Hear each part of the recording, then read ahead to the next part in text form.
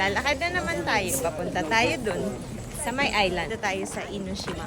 Makakain muna kami bago kami umakyat dyan. Tara, hanap tayo ng makakain dito. Puro dito seafood kasi malapit nga sa dagat. Oh, ganyan siya.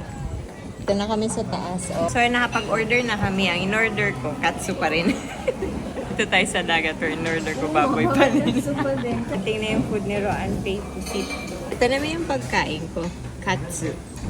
Laki ng katsu, no? Aakyatin na natin yung bundok. Tara na, let's go. Ganyan siya, oh. Ayan siya. Sabi, meron daw ditong elevator. Pa hindi daw tayo aakyat dun. Kasi it will take you 15 minutes para maabot yung tuktok. Escalator nga, meron nga.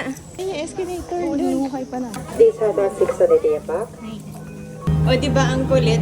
Ito yung bundok na may escalator. Pero pag bababa ka, kailangan mo maglakad. Wala na escalator pababa.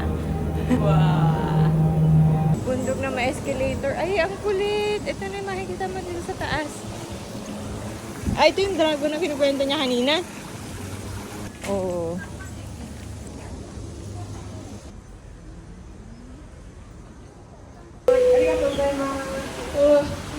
Dito sa Japan, pag aakit ka ng bundok, mag-escalator ka lang.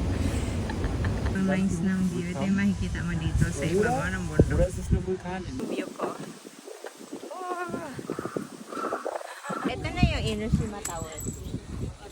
Wow! Wow! Wow!